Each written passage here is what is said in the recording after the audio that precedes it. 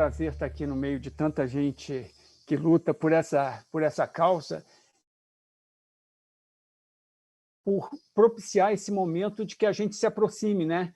Tem vários setores aqui que, para mim, está sendo... Eu estou fazendo um tanto de anotações aqui, de vendo como que a gente pode interagir com várias dessas questões que estão sendo tratadas por diferentes segmentos que, muitas vezes, a gente passa despercebido, né? A gente fica naquela nossa luta diária e eu estou vendo aqui um monte de oportunidades muito interessantes para trabalhar junto. Então, depois eu certamente vou procurar um bocado de gente que está aqui hoje para a gente trocar umas ideias aí de alguns trabalhos que a gente pode fazer junto. Porque eu vejo que essa questão, né, quando a gente está falando de questão de economia verde, né, ela tem muito a ver com essa questão que hoje o mundo inteiro está discutindo da importância da bioeconomia, né, de nós começarmos a trabalhar com essa visão da importância disso, e isso para o Brasil, por ser um país mega biodiverso, é fundamental. Nós temos um potencial absurdo, né, e que muitas vezes a gente está desperdiçando porque nós estamos destruindo a nossa biodiversidade sem entender e sem poder avaliar os benefícios que ela pode trazer para toda a sociedade, né? Sejam benefícios econômicos ou sejam benefícios pela qualidade de vida que a gente precisa, né? Para que a gente possa viver no planeta e manter o planeta equilibrado e dando suporte a todas as formas de vida, né? Então, aí a questão da agroecologia e da produção orgânica, ela é exatamente esse trabalho no campo, né? Como é que a gente discute, e esse movimento ele inicia já no século passado com essa preocupação de como que a gente foge desse modelo agrícola de uma dependência enorme de recursos não renováveis e com impactos muito fortes sobre o meio ambiente. Então, é uma luta bastante complicada, porque o movimento orgânico nunca teve suporte e apoio do Estado para isso, com raríssimas exceções. Nós tivemos um pouco mais de alcance em algumas políticas públicas, agora, há uma década atrás, com a Política Nacional de Agroecologia e Produção Orgânica, que começou a acontecer e agora já veio um desmonte. A maior parte das ações que estavam em andamento foram sendo desmontadas, e a gente precisa ver como restabelecer isso. E aí, quando vem uma oportunidade de uma discussão da reforma tributária, e aí foi interessante que já foi falado por outros que me antecederam aqui, essa questão do poluidor-pagador, de como as atividades negativas subsidiarem atividades positivas, a gente vê isso como algo que precisa ser trabalhado muito fortemente, apesar de enfrentarmos lobbies muito grandes, muito fortes do setor, né, dentro do agronegócio, como é o exemplo que foi citado aqui pelo André Lima da questão dos agrotóxicos, né, da isenção de impostos para os agrotóxicos, e que é um absurdo que nós tenhamos a isenção para produtos que sabidamente têm a questão das externalidades negativas, né, e, ao mesmo tempo, nós não temos recursos para subsidiar, para fomentar as atividades que podem trazer essa transformação, como, por exemplo, o desenvolvimento e a expansão do controle biológico no Brasil. De novo, a gente, por sermos um país mega biodiverso, nós temos um potencial fantástico para trabalhar com essa biodiversidade para fazer esse controle biológico acontecer. E aí é importante a gente colocar também, porque a gente tem discutido bastante essa questão dos bioinsumos, que é outra questão que está em voga por estar muito relacionada à questão da economia verde, à questão da bioeconomia, é que a gente, quando fala de bioinsumos, a gente também não pode ficar restrito a uma questão de produtos industriais, produtos comerciais. A gente, quando fala de bioinsumos, nós estamos falando também da questão do trabalho na propriedade, da conservação local, de como é que você cria meios, desenvolve sistemas para que você possa ter a conservação, por exemplo, do controle biológico no próprio local, e não você ficar dependente o tempo todo de aparecer um problema, você ter que comprar um produto e trazer. Então, é mostrar que tem uma articulação sistêmica, e para fazer isso, além da pesquisa, nós temos que interferir na formação profissional, precisamos ter técnicos capacitados, precisamos ter uma TER qualificada no campo para trabalhar.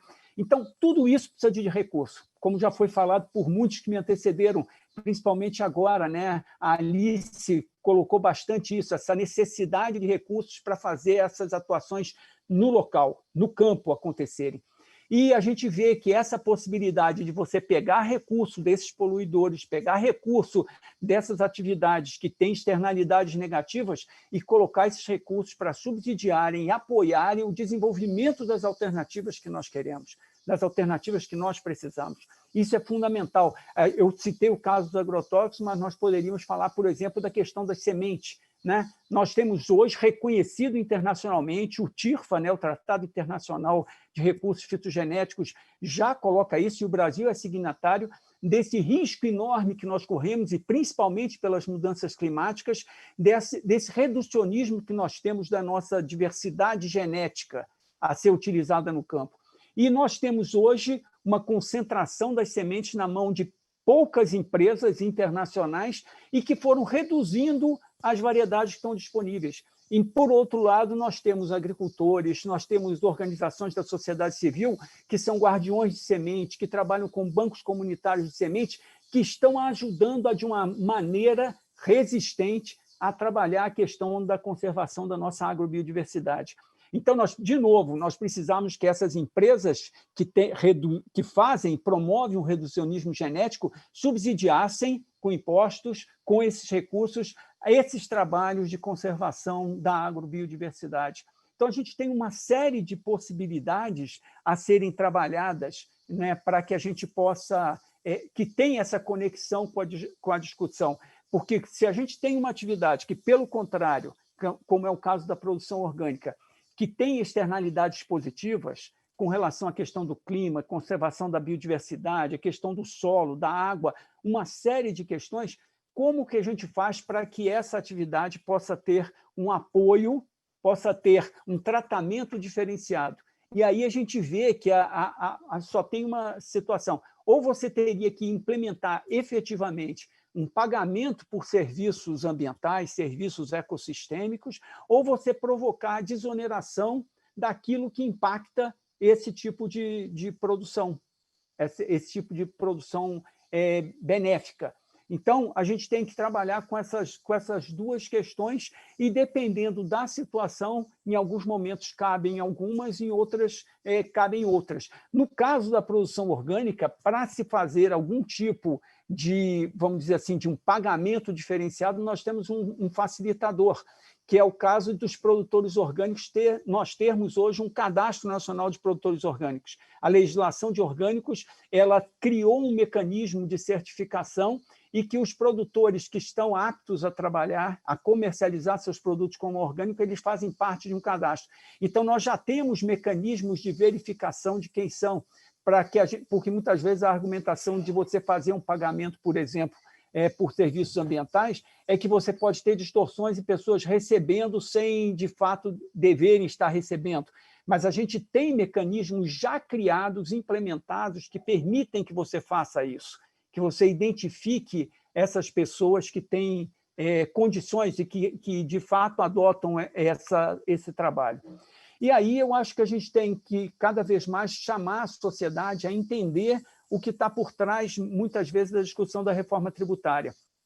Eu lembro, vendo aqui a Paula Jones, né, a gente tem feito alguns eventos falando sobre a questão da importância do alimento, da qualidade do alimento, a relação alimento e saúde, e a gente tem visto aí, ultimamente, que começou a ter um ataque ao guia alimentar da população brasileira, né, que foi um passo fantástico que nós tivemos com a publicação desse guia pelo Ministério da Saúde, há uns anos atrás, e ele traz essa questão de que nem tudo que nós estamos comendo são, de fato, alimentos, deveriam ser considerados alimentos e são bons para a saúde.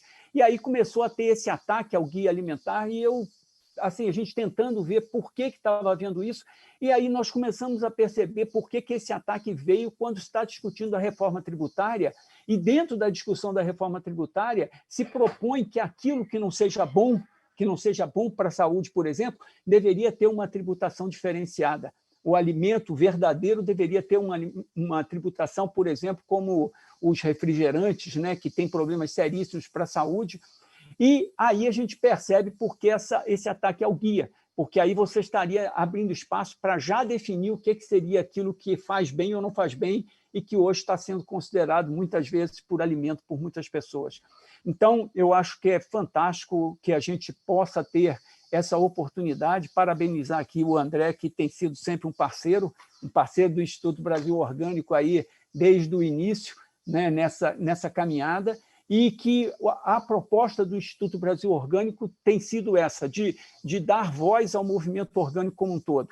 Não representar só produtores, não representar só indústrias, mas representar o interesse de todo mundo. Consumidores, pesquisadores, pessoas que que trabalham na área de ensino, todas as pessoas que se interessam para que a gente possa ter um alimento de verdade na mesa, comida de verdade na mesa, mas com essa garantia também da sustentabilidade, da responsabilidade social, da responsabilidade ambiental.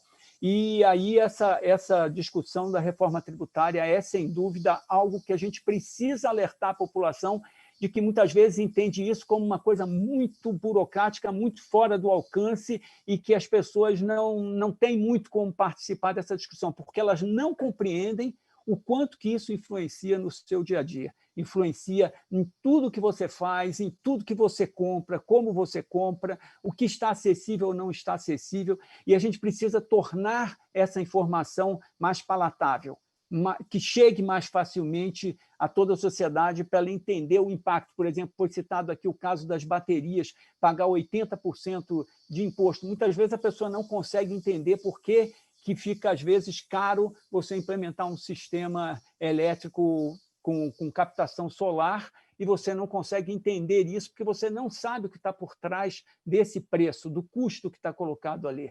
Então, no caso dos produtos orgânicos, isso é uma coisa que a gente constantemente vê. Muitas pessoas falando que o orgânico, eu compraria orgânico se ele fosse mais barato. E a pessoa não consegue entender o que está por trás, quais são os custos que estão por trás disso. Um exemplo é a questão de mão de obra. A produção orgânica sempre ocupa mais mão de obra do que uma produção convencional. O exemplo claro, por exemplo, é o uso de herbicidas para manejar as plantas espontâneas, o mato. E o orgânico, por não usar produtos químicos, ele precisa de mais mão de obra. Então, no geral, a produção, por exemplo, de hortaliças sempre vai usar muito mais mão de obra que uma produção de grãos que você de uma monocultura totalmente mecanizada. E aí, essa mão de obra hoje é um custo alto. Que isso precisa ser trabalhado, porque nós precisamos que tenha mais gente com garantia de emprego e renda. Então, aquelas atividades que têm a capacidade de gerar mais empregos e mais renda para os trabalhadores rurais, seria uma atividade que deveria ter um tratamento diferenciado. Então, eu parabenizo aqui a todos os deputados que já são parceiros aí em boas lutas, né? O Tato é um grande parceiro na luta dos agrotóxicos, na luta pela redução dos agrotóxicos, pelos bioinsumos. Nós temos esse trabalho já há bastante tempo, então, parabenizar a todos aí e colocar o Instituto Brasil Orgânico à disposição para que a gente caminhe junto e cada vez mais consiga aperfeiçoar esses mecanismos que são tão importante quando a gente pensa em desenvolvimento sustentável e pensa na sobrevivência da humanidade e do planeta todo. Muito obrigado aí pela oportunidade.